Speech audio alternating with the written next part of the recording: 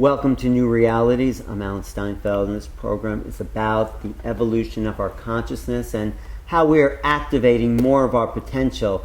So this whole field of creativity has become popular, and at the head of that field is today's guest, Michel Gelb. He's best known for his well-known book, How to Think Like Leonardo Da Vinci, but this is his latest book, Creativity on Demand. And I was saying before, you combine the idea of Chinese medicine, qi, with the activation of this creative potential. Yes.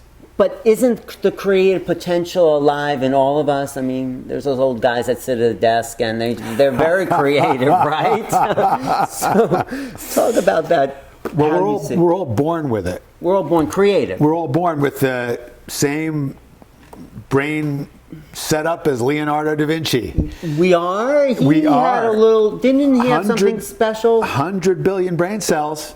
We all That's have the the same endowment. That's more than enough. Okay. That's more than enough. And if you ask any mother, first time she holds her baby, looks that baby in the eyes, is that a genius? The answer is always yes.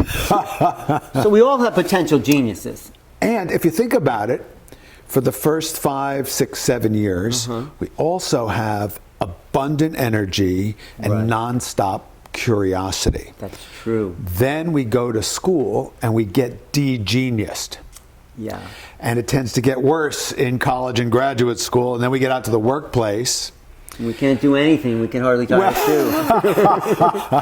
Well, the thing that's unique to this book is, because I've written before in How to Think Like Leonardo and Innovate Like Edison, about how do you rediscover the process of creativity, how do you learn the mindset to be creative. Yeah, you talk a lot about mindset. Yes. Right, but here I want my readers to not only rediscover the mindset and the process, but also that energy that is everybody's birthright. Yeah. Now, we all know that children are unbelievably energetic, passionate, curious. That's why they learn so much. They're amazingly imaginative, exploratory, and they're having fun. Play is the natural human learning modality. When they get de-genius, they get less playful, and the energy starts to wane. Yeah. So by the time people are 30, 40, or 50, they have a personal energy crisis. And a lot of people would like to be creative, but they don't have the energy. So what inspired me to do this book and the seminars that go with it was I saw that this ancient practice of cultivating energy, which has traditionally been the secret of creativity in ancient China. This was the secret not just of martial arts, not just of healing in Chinese medicine, but of what makes a painting great or music great.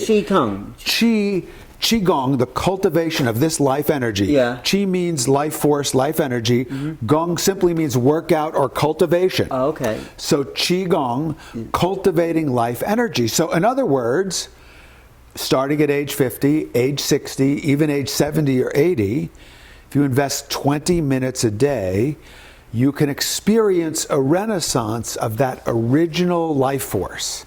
And you can apply that to a creative activity. And you can apply it to a creative activity, which is what the book is all about. Exactly right. Right. So you're saying, but people are, I mean, the only problem I have with the book is that we are all creative all the time. I mean, I put on this like shirt with the jacket. I'm having a creative thought. Words are coming out of my mouth in a creative or hopefully creative way. Right. Every minute is creative dreams. So the activation of qi will do what that we're not having already. I mean, yes, we're becoming like a child. Well, hey, let's just remember, you're the New Realities guy. So you're exploring consciousness. Yes. And once people start to meditate, do yoga, these are all ways to help inform this core energy and empower our creativity. Right. But the Chinese have a special gift for making this as simple and easy as possible. So I tried to find practices that the average person can do in 20 minutes or less in their office, in a hotel room, at the airport. You don't need to go to a yoga studio. You don't need a mat. It's not something that you have to be athletic to do in any way. They're very down-to-earth, simple practices. And what people find is as they practice, they feel more energy. You know, I do this with corporate people. And I tell them, I said, you don't have to believe any of the metaphysics to get the benefit. If you just do the visualization, do the breathing, do the movement, and just pretend, you tell me at the end of 20 minutes how you feel. If you feel more energy, you might want to do more of this, and they do. So that's... Well, so is there a simple thing you can just show people, like, you know, like a 2-minute thing so they get a taste of what you mean? Sure. So, you know, the simplest thing that people can do, it's actually, it's perfect the way this plays off something that I introduced in How to Think Like Leonardo da Vinci. In How to Think Like Leonardo, I ask my readers to look at a picture of the Mona Lisa and consider, what is she smiling about? Just hypothesize. Right, just what is she smiling about? Okay. And because I like to help people have an experience rather than just an academic thought about it, I encourage them to imitate Mona's famous smile. Right. And what's fascinating is when people do this and they get, you know, they do the smile, and I say, how does it make you feel? Well, I did this with a group of gifted children, 80 kids age 8 to 11, and they all went right into the Mona smile exercise. And one of them said, she's got a secret. And then another one of the kids said, yeah, she knows that everything has an opposite. And the kids started saying opposites, like boys and girls, good and bad, life and death. I asked my average corporate group, I say, what is she smiling about? A while ago, somebody said, I read in the Wall Street Journal that the famous smile was caused by a dental problem. So the kids got it right. See, Mona Lisa is a Western equivalent of the wisdom embodied in the ancient symbol of yin and yang. Is it? Well, think about it. What did the child say? She knows that everything has an opposite. And it's one of the secrets of life and the secrets of Qigong and Tai Chi practice that you find the balance and harmony of the opposites. And these movements are ways of embodying that harmonic rhythm in all the cells of your being. Now, one of the ancient practices, the simplest one of all, is called the inner smile. And what you do is basically smile like Mona Lisa. You smile like Mona Lisa, and then you project the energy of that smile to your heart, to your internal organs, to your bones, to your bloodstream, to all the cells, to the atoms and the space between the atoms of your being. Then you project that inner smile to your aura and the space around you, to the people surrounding you, to all of New York City, to all of the country and the whole world. Then you project the light of your smile to the solar system and right to the whole universe. Then you feel the whole universe smiling back at you. And you concentrate the energy of the whole universe in a beautiful pearl right below your center, and feel that smiling energy, and then smile. Now, if everybody, that took 1 minute. Right. So that's just the simplest exercise in the book. You can do that and just practice. You can do that right now, while you're watching us. Right. It's just the simplest thing in the world. From there, one of my other very favorite practices in the book, which you can actually learn in the book, is called the Three Treasures Standing Meditation. And my dear friend, Master Robert Peng, one of the masters that I worked with very closely in putting these exercises he's together. A Qigong master. He is a master, and just, what makes him a master is he's always smiling. He's always effusively loving and kind and sweet, and just a wonderful human being who's curious and open to learning. So he's not, the term master, people think that means I know everything. No, it means I rediscovered that childlike, playful passion and energy that we're all born with, even when I'm 40 or 50 or 60. So Robert and I spent a lot of time working and playing together, designing the exercises in Creativity on Demand. And one of them is called the Three Treasures Standing Meditation. Okay.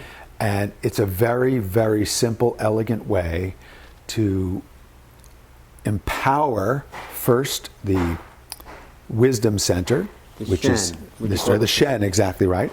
This area here, your upper chakras for yoga terminology. And then you empower your vitality center, the lower chakras. Qi. Would you call that the Dantian? Qi? Right, it's the Jing. The Jing. The Jing. Oh, the upper is the Shen, the lower is Shen, the Jing. The Jing is the essence you're born with. Exactly right. Yes. You empower that. Then you empower the Qi, the human energy, I think of it as the energy of compassion and love. So then you align those three centers with universal energy. This is the universal posture. So you do these, we talk you through it in just the specific way, but this is the posture for the wisdom center. This is the posture for the vitality center. This is the posture for the love center. And then you bring it all together with the universal posture where you connect through your central meridian, the energy of heaven with the energy of earth, and you integrate these energies. Now it's exquisitely simple. It takes less than 20 minutes, and in very practical terms, most people's everyday challenges come because their mind is thinking one thing, their body wants to do something else, and then they feel guilty for it, just for example, and they're out of alignment with their highest purpose. But going back to the exercises, Yes. How long would you hold this position and focus on bringing that in? Well, we talk you through it specifically in the book. I start people, it's 1 minute of preparation. I see. And then to get started, 1 minute in the celestial posture, 1 minute in the vitality posture, 1 minute in the human posture, 1 minute in the universal, and then 1 minute for a close. So you can do it in 6 or 7 minutes, but then as you get more comfortable, you can expand to 2 or 3 minutes in each posture, so that it's just like, how much juice do you want? A lot of juice. Yeah. But so I want to get, how do you get, okay, you have this Qi you're building up, and how do you get that Qi to activate the creative center? So there's like two parts to this book. Right. There's that, what you just described, because it's really the Shen, or the connection to the divine spirit that comes through the creative center up here, that activates the creative potential. Yes, but then you need the energy to actually get her done. Right, but how do you... But just by simply, by simply being aware of what we're saying right now. So in other words, I need the inspiration, and the subtitle of the book is How to Ignite and Sustain the Fire of Genius. So you ignite it, and I teach you all the processes for igniting it, for awakening the creative mindset, for generating lots and lots and lots and lots and lots of ideas, and attuning the energy. Then you need the perseverance, the wherewithal, the courage to begin manifesting it and overcoming the resistance. Then you want to make sure that what you're doing is happening in a way that is ethical and with compassion and care for the sentient beings that you're interacting with. Right. And that it's aligned with your highest purpose. So there's an exercise in the book for clarifying your highest purpose. There are plenty of exercises in the book for how do you ignite the fire of genius. But then it's how do you sustain it? How do you have the vitality, perseverance, and courage? How do you have the ethical sensibility and the empathy? And when people just get that construct, that the three centers aren't just some spiritual Qi thing you do over there and then your life is over here, that a practice like this can be at the heart of empowering your creativity in a very down-to-earth, practical way each day. And that's just one of the many practices in the book. I try to give my readers a complete menu. And part of what I did is I went to some of the greatest masters, certainly in the U.S., actually in the world. Like who? Like Michael Wynn. I like Michael. Michael's fantastic. He's a great guy. He is fantastic. Like Dr. Roger Yanka. Ken Cohen, who is one of the wisest. Qigong master, Colorado. Phenomenal person of unbelievable depth and integrity and wisdom. Yeah. He's a great guy. Tina Zhang, here right in New York, she teaches Earth Qigong for women. Minka DeVos, my friend Robert Tangora, who's an amazing Tai Chi master. Ming Tong Gu, Stephen Russell, the Barefoot Doctor from England. I also talked to Alan Finger because I wanted to get one yoga person. So you talk to these masters of like Qi and yoga, right? But then I just wonder, how do we get that into creativity? You build the Qi, you got all this life force. Well, first of all, I didn't just talk to them. Okay. I went and did intensive retreats with all of them and took private lessons. And I said to them, what's your most powerful practice that the average person can do in 20 minutes or less to ignite and sustain the fire of genius? I took the best of their practices. I tested them out with my students. I rewrote them to make them clearer and more accessible. I sent them back to each master and said, is this okay? And in every case they said, oh wow, can I use what you just did with my exercise? That's great. And then I was so inspired, I actually originated some new exercises in the book. And then ran them by Robert Peng and Ken Cohen, and they said, wow, that's really cool. Well, so by taking this book, doing the exercises, we activate the Qi and the higher centers, the Shen, and then we're available for wisdom or accessing the source. But connecting it to the grounded courage, perseverance, and vitality you need to translate that. Look, because there's a lot of people, they're great at getting inspiration and all sorts of wonderful ideas, but they never actually do anything. There's other people who are very good at executing and they're very practical, but they never get a new idea. Right. This book will help both of those people. I need the help in the first. I have all the great ideas. Right. But now I'm here to do something with it. So I show you, for example, how to I draw on my previous work. So there's Edison is probably the greatest role model for taking just wildly creative ideas and turning them into practical reality that, in his case, was wildly profitable. Well, and effective. Look how he changed the planet. I mean, the lighting that we owe to him. We would be sitting in the dark. He invented 3 entirely new industries. So in this book, I know you wrote about it, but he invented the electrical and the illumination of the planet. Yes. The phonograph. The recording industry. And the movies. Oh, the movies. He invented the movies? The world's first movie studio is right over there in New Jersey, created by Thomas Edison. 3 entirely new industries that changed the world forever and made pretty good. Millions and millions and millions of people happy. But he wasn't doing Qigong exercise. Well, see, these people, but that's what's so interesting.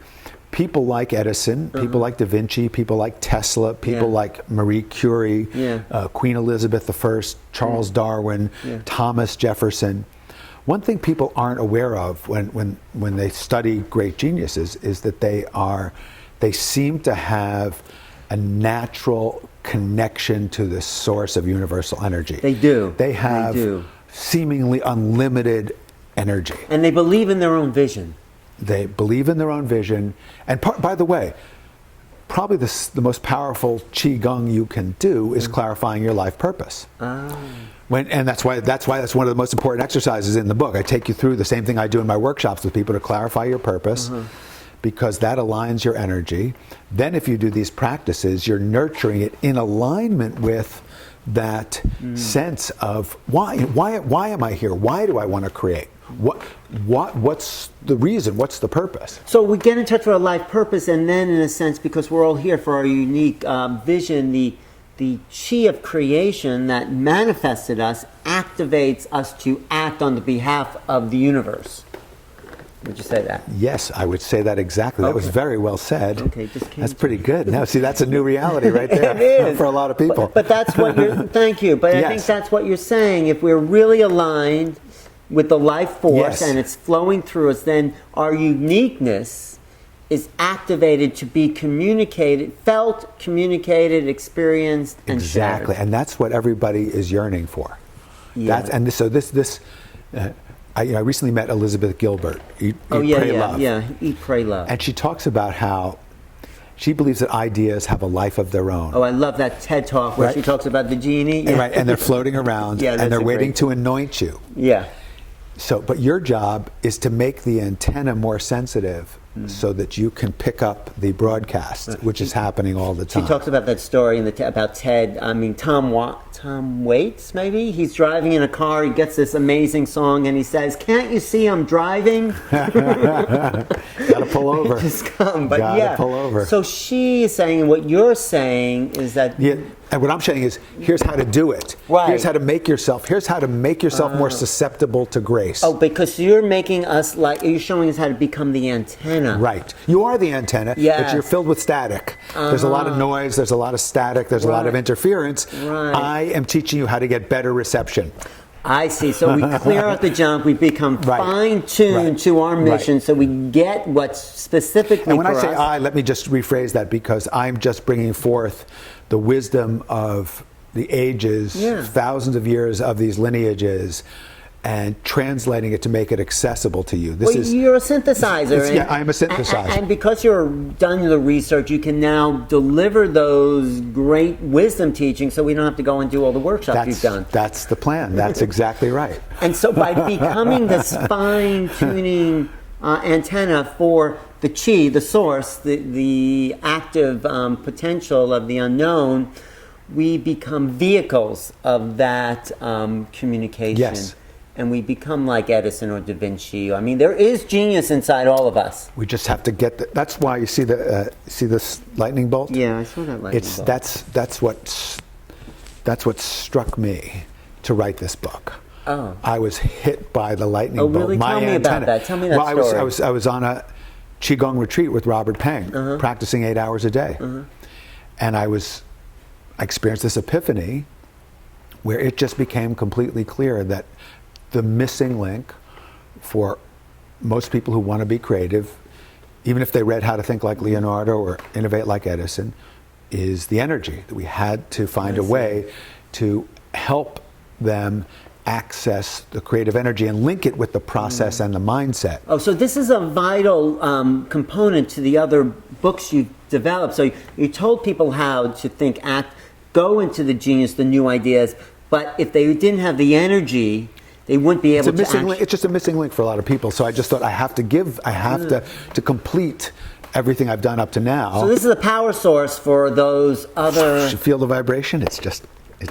Yeah, ignite and sustain the fire of genius. Because what it is like this is imbued with the chi of these great teachers who have shared this vision, who have contributed their energy, they've contributed their chi to this. So it's filled with life, and people can take almost any practice in this book, devote 20 minutes a day. People say, well, what if I don't have 20 minutes? Start with 5 minutes. It actually talks about one of the principles, I think, of the Leonardo da Vinci, one of them where you have to have that passion. I forgot, maybe it's 6 or 7. I saw you go through those exercises, maybe 5 or 6, where you need the passion to carry, but the passion is involved in the fire. Exactly. It's a line, it's clarifying your purpose, and then having a practice that nurtures your energy, that if the pilot light has gone out, we reignite it. If it's still going, we give it some more fuel so that it burns stronger, and you direct it towards the fulfillment of, as you said before, why are you here? What is the unique, special, creative thing that you are here to manifest? We'll help you find it and give you some strategies to make it real. That's the idea. No, it sounds great. Let me just ask you one more Sure. series of questions in the sense of tapping into the unknown. And we'll just play, because there's so much more to be invented and discovered that we have yet to cognize. Yes. How do we start to tap into that? How do we open our mind? I know you've talked about to become like Edison or Da Vinci. How do we become available for the unknown and not judge it, not put our own Sure. stops in the way? Well, I call this accessing system 3. Okay. So you know about Daniel Kahneman, thinking fast and slow. He won the Nobel Prize in economics. I didn't know. System 1 is what he calls fast thinking. It's immediate intuition. It's like, what's 2 + 2? You know it right away. Right. Tie your shoe, no problem. Right. System 2 is deliberate thinking. It's much harder. It's why a jury is asked to deliberate, because you have to put aside your prejudices and your quick thoughts of based on what somebody looks like, are they guilty or innocent, and just study the facts. Right. And that's hard for us to do. It's much slower. But what we're talking about is what I call System 3, which is timeless. And it is when when your antenna picks up that muse inspiration. Right. So what can you do to make that more likely? Right. You can do one of these practices for 20 minutes a day. You can learn mind mapping and make mind map about the subjects that you're interested in.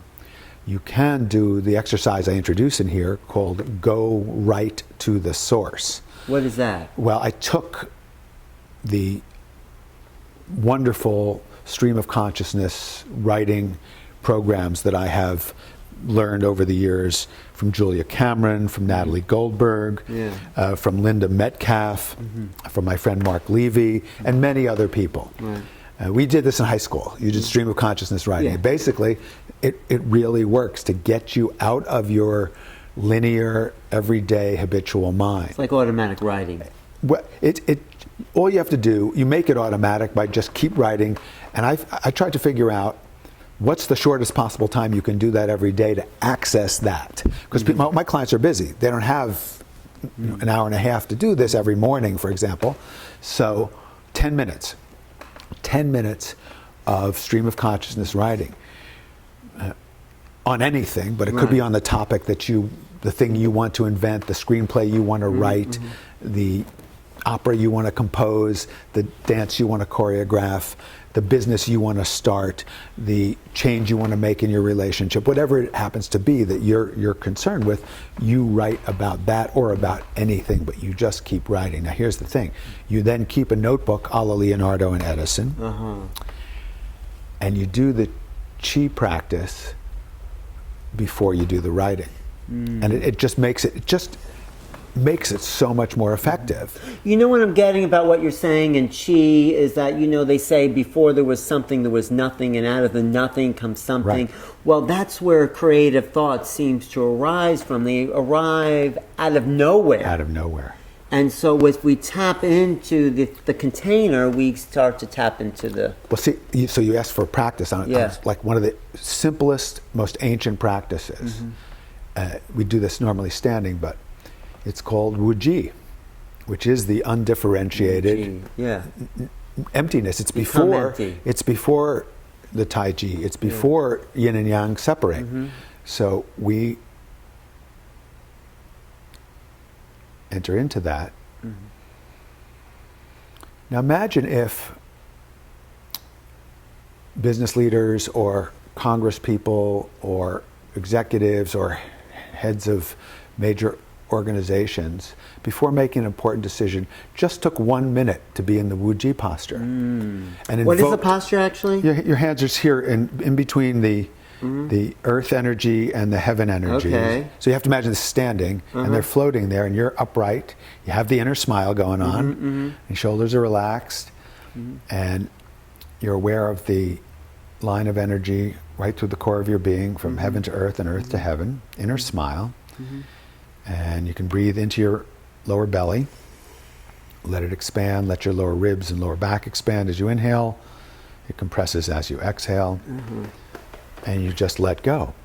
And be in that undifferentiated space just for 1 minute. Okay. Now, so even if you're not a CEO, if you just have to make a life decision, do Wuji for 1 minute. And you'll be clearer and more open and more likely to be attuned to that higher knowledge. We have to wrap up, but we could talk for a long time. Right? Thank you, Michael. My pleasure. Thank you.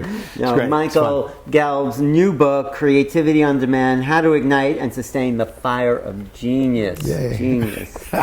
Because we all are genius. Feel the chi power. I know, but this is what's been so great about your work, is because you brought this back home to the individual. How do we think like Leonardo da Vinci, innovate by? It's like about you. It's not about Leonardo. And we all it's are, about you. And we it's all not about Qigong masters. It's about you. Okay. It's not about Edison. It's about you. It's about you. Thank you That's for what it's helping about. me That's what it's and about. all of us become the genius that we were born to be.